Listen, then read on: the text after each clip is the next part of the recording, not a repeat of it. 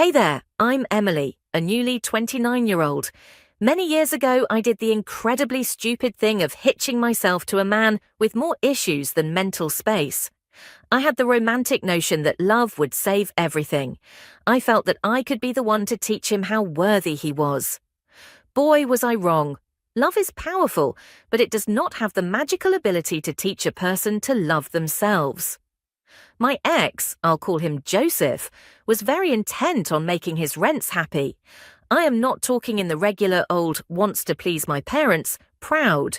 This insatiable need for their approval was so deeply ingrained, it shaped everything he did and seemed to be the ruler by which his very identity had become measured. Now about his parents, whom we'll call Mr. and Mrs. Ellis to keep things anonymous. They were a classic case of parents who didn't really engage with their son's life, leaving him desperate for their attention and approval. It was truly sad to see. I quickly figured out that I couldn't fill the emotional gap left by his parents. What's worse, Joseph had this terrible habit of blowing our savings on whatever his parents wanted. Yes, I'm talking about over-the-top gifts, fancy vacations, and all kinds of splurges that were completely unnecessary. Our money seemed to flow directly into Mr. and Mrs. Ellis's pockets, making their disregard even more frustrating for me. This reckless spending was a constant source of fights between us. It felt like I was competing with his parents for his priorities, and it was draining our marriage. Despite the turmoil and never-ending disagreements, my care for Joseph didn't waver. I hoped he could escape the unrealistic expectations of his parents and discover true joy within himself. Yet it became painfully clear that my love alone wasn't enough to pull him from the grasp of their harmful influence. Brace yourselves, because this roller coaster story takes an even sharper turn. One day, Joseph came to me with a serious look, hinting he had something major to share. Having been through many ups and downs with him, I braced myself for what was next, unaware of the bombshell about to be dropped. As Joseph started the conversation, I had a gut feeling it would escalate into our biggest disagreement yet. "Emily, there's something crucial I need to discuss," he said, setting a serious tone. "What's going on?" I inquired, already tensing up for what might come next. "It's about my parents. They're retiring soon. I've been thinking of gifting them a luxury vacation as a surprise. It's going to cost a pretty penny," he shared with a mix of excitement and apprehension. "That sounds lovely, as long as the money is coming from your personal savings." "I really don't want to dip into our joint savings again," I said, hoping to avoid another financial argument. "I don't have enough to cover it myself. I was hoping to use some of our savings," Joseph admitted, looking hopeful yet anxious. "Joseph, if it's beyond what we can comfortably afford, maybe we should reconsider the expense," I suggested gently, trying to bring him back to reality. But he quickly lost his cool. "You just don't get it, Emily. I love my parents. I want to do something extraordinary for them. Love isn't about counting every penny spent, it's about grand gestures," he argued passionately. I countered, "But love is also about being there for each other and making sacrifices together, not at the cost of our financial stability. This trip might mean a lot to them, but we have to think about our future too." Joseph was insistent, though. "I have to do this for them. I thought you, of all people, would understand. They're everything to me." "And you're everything to me, Joseph, but we have to be practical. We can't just use up all our savings on one trip," I reasoned, hoping to find some middle ground. He accused me of being selfish, unable to see the importance of his gesture. "It's not about being selfish, it's about being sensible and planning for what's ahead," I explained, wondering just how much he planned to spend. When he said he needed all of it, my heart sank. "All of our savings? Joseph, that's just reckless," I said, shocked by the magnitude of his request. "You're being heartless," he retorted, convinced I couldn't understand his desire to please his parents. "No, Joseph, I'm being realistic. We can't afford to give away $85,000 on a whim," I said, my patience wearing thin. His casual mention of getting the money back later only added to my frustration. "Really, Joseph, that's not how this works," I snapped back, my sarcasm barely veiling my disbelief. It was clear we were at an impasse. Our views on love, responsibility, and financial security were clashing more than ever. The argument reached a fever pitch. Our voices weren't the only things escalating. Suddenly, objects were taking flight, shattering upon impact as if to punctuate our heated exchange.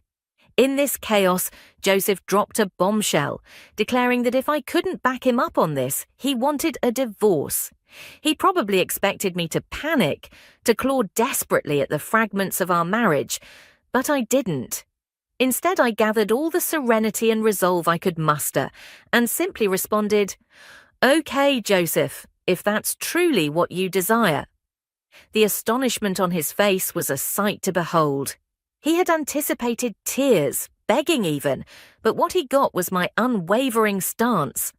I was done indulging and fostering his fantasies. If he wished to squander his future chasing shadows, he was free to do so without me. I didn't mince my words. I laid it all bare.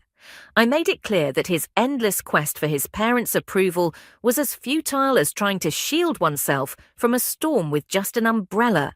An exercise in futility. He attempted to counter, but a simple raise of my hand stopped him cold. I declared my exhaustion from battling for a love ensnared by unrealistic expectations and an unending thirst for validation. "Go ahead, spend your fortune chasing after those who hardly glance your way," I told him, firm in my resolve to end the cycle of letdowns and empty promises. And just like that, the harsh truth struck him, the grim reality of our predicament finally dawning on him. Our marriage had deteriorated into a war zone, and it was time to hoist the white flag and seek peace on individual paths. A month has passed since the divorce was finalized, and I can honestly say the feeling of liberation is utterly exhilarating. Gone are the days of grieving, no more endless disputes over finances or yearning for approval that was never ours to win. Now I'm breathing freely, freed from the heavy load of his doubts that once shadowed my days. The sun seems to shine a bit more brightly with each new day. True, Joseph made attempts to sneak back into my life, cloaked in concern and queries about my well-being. Yet I could easily see through his facade. There was no way I was going to fall for his ploys once more. As the saying goes, fool me once, shame on you. Fool me twice, shame on me. I decisively turned away from his efforts to reignite any spark that was once there. I had realized I'd invested too much in trying to repair someone uninterested in changing. It was high time I shifted the focus to my growth and joy. Rebuilding wasn't a walk in the park, let me be clear. Splitting our shared assets and getting accustomed to a different financial reality demanded patience and resilience. I was used to a certain way of living, but adapting wasn't foreign to me. I embraced the hard work required to reconstruct my life anew, discovering a strength and independence I hadn't known was within me. Rekindling old friendships, diving back into hobbies I'd put on the back burner, and discovering new interests made the world feel vast and full of possibilities. I was keen to make the most of this fresh start. Certainly, there were moments filled with self-doubt and solitude, and adjusting to a new budget was a hurdle. The wounds from a dissolved marriage don't heal overnight. Yet, with each day that passed, I found comfort in the fact that I was no longer sacrificing my happiness to cater to someone else's insecurities. The ease with which I moved forward might have been a sign that I had been clinging to a lost cause for too long. It amazed me how much I could achieve once freed from that burden. So there I was, a month later, still navigating through adjustments but flourishing all the same. Joseph's incessant messaging had taken a new turn. He was now painting himself as the protagonist of a dramatic tale, claiming to be in danger and insisting on a meeting. Exhausted by his constant attempts to contact me, I decided it was time to confront the situation. In the midst of his ongoing messages, I called him. "Joseph, we've been through this. We're divorced. It's time for us to move on," I firmly stated. "Emily, please, I just need a moment to explain. I'm in serious trouble, and you're the only one I can turn to for help," he implored. Perhaps it was the long absence of his voice, or maybe he truly sounded scared, but against my better judgment, I agreed to meet. "Fine, but we're not meeting at my place. Let's go to that cafe we used to frequent. No tricks, understood?" I said. "Thank you, Emily. I promise I just need someone to listen. You're the only one who gets me," he replied, sounding relieved. "I know what you're thinking. Emily, why would you agree to meet Joseph after everything? Believe me, I question my own decision. Yet there's a part of us that sometimes gives in to a mix of curiosity and a lingering shred of concern. No matter how strong we are, I couldn't ignore his plea. Divorced or not, part of me still cared. So there we sat opposite each other in the charming bistro, surrounded by the comforting aroma of coffee. However, not even the pleasant scent could soften the thick air of tension between us. Observing Joseph with anxiety etched across his face and his attempts to pull at my heartstrings with those sorrowful eyes was almost amusing. This time, however, I wasn't swayed. Leaning back, I maintained a composed demeanor, ready to hear him out yet firmly in control. I had every intention of steering this conversation on my terms. "Okay, Joseph, you've got my attention for now. What's this danger you've supposedly found yourself in? And just to be clear, playing the hero isn't on my agenda anymore. I'm done cleaning up after your messes," I said, keeping my tone firm yet open. Joseph exhaled deeply, his face a mix of regret and desperation that was almost pitiful to see. However, I steeled myself against any emotional manipulation. "I know I've made mistakes before, Emily, but this situation is different. I've gotten involved with some seriously bad people. I owe them a lot of money, and they're not known for their patience," he confessed. I couldn't help but raise an eyebrow, skeptical of his dramatic story. "Really, Joseph? Dangerous people? Are we revisiting the tale of your imaginary friends who seem to attract trouble?" I couldn't hide my disbelief. Joseph's expression shifted to one of hurt and frustration, evidently hoping for a more sympathetic ear. "No, Emily, this isn't made up. I'm in deep trouble, and coming to you was my last resort," he insisted, his voice laced with desperation. "So let me guess. You spiraled after our divorce and now you're in debt. Was it that trip you mentioned?" I couldn't keep my voice down, drawing curious glances from other cafe patrons. I shot them an apologetic look, trying to regain my composure. "Look, I got caught up in something foolish, I admit, but now I'm in a mess that's bigger than I can handle alone," Joseph admitted, his gaze pleading. My frustration was close to boiling over. How could he waltz back into my life with yet another crisis? Yet, underneath the anger, I couldn't completely ignore the remaining shred of empathy for him. "How much are you in for?" I asked, bracing myself. $45,000, Joseph responded sheepishly. $45,000? Joseph, are you out of your mind? The cafe's patrons turned their heads, their stares sharp as knives.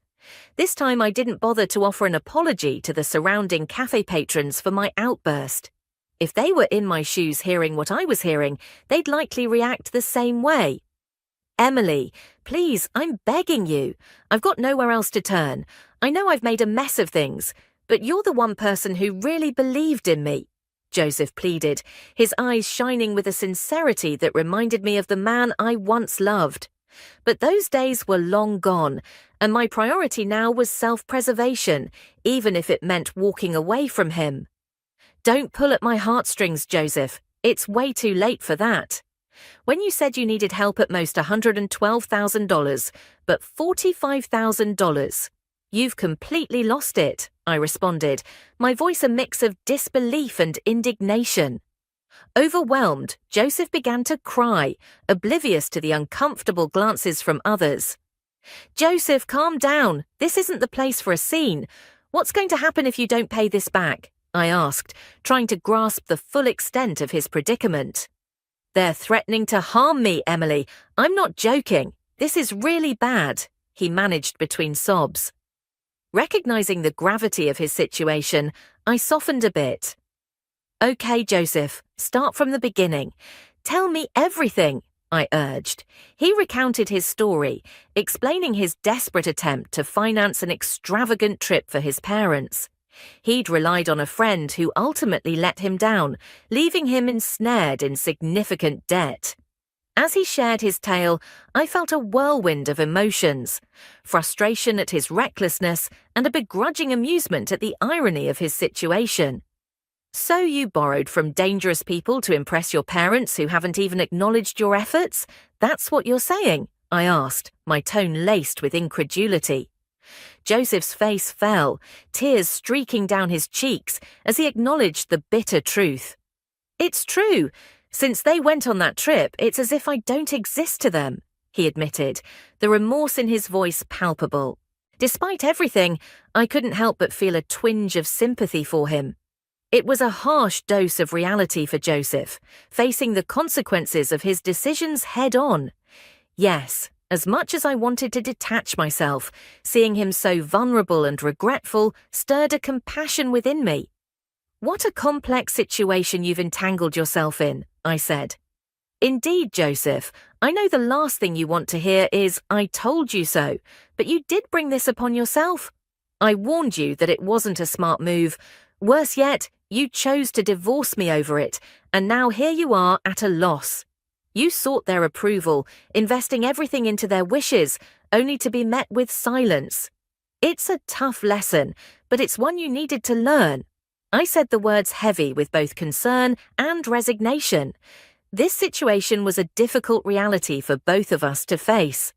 Joseph had pinned his self-worth on people who couldn't value his sacrifices, and I had to accept that I couldn't shield him from his own decisions any longer. I had hoped that facing such dire consequences would make him see that I had always been in his corner. Reducing himself to merely someone who seeks parental approval was his undoing. As we sat there enveloped in silence, the weight of our past, filled with broken promises and dreams, pressed down on us. At that moment, I realized it was time to let go completely. No more second chances. No more trying to repair the irreparable. Joseph needed to confront the repercussions of his actions on his own, and I had to pursue my happiness elsewhere. "I do hope you find a way out of this, Joseph," I offered, my voice tinged with a finality that surprised even me. "You're not going to help?" Joseph looked at me in disbelief. "What the heck? No," I replied. "Joseph, I can't help you." "And why not?" he asked. "Because I don't have the resources to bail you out. And even if I could, taking a loan I'd spend a lifetime repaying, is out of the question. I can't afford to be as careless as you've been," I explained, my resolve firm.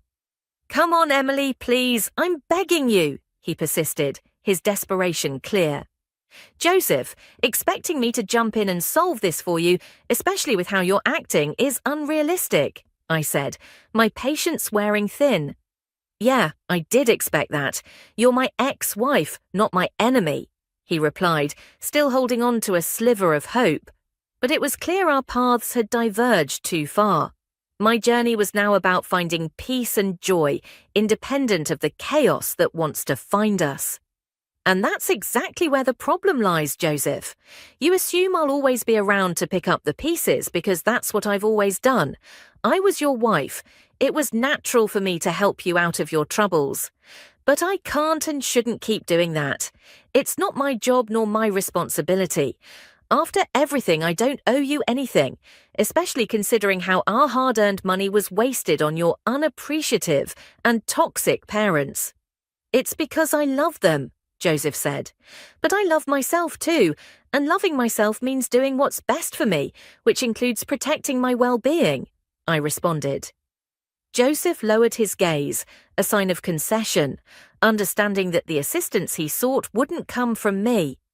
Since it seems you're out of options, I'll offer you one piece of advice. Leave. Move somewhere far away where they can't reach you. If that's not something you can manage, then I'm not sure what more you expect from me. He sat there silent, his demeanour shifting to one of irritation, seemingly upset by my firm stance on not rescuing him this time. It's time for us to go our separate ways, Joseph. I can't allow myself to be pulled back into the turmoil of your life. We both deserve to find our peace, I said, hoping he'd understand. If you wished me well, you'd help, he retorted. Goodbye, Joseph. I'm changing my number, I declared, standing up to leave. As I walked away, Joseph remained seated, his expression a complex mix of feelings. It was a difficult yet essential step I had to take for the sake of my happiness and self-respect.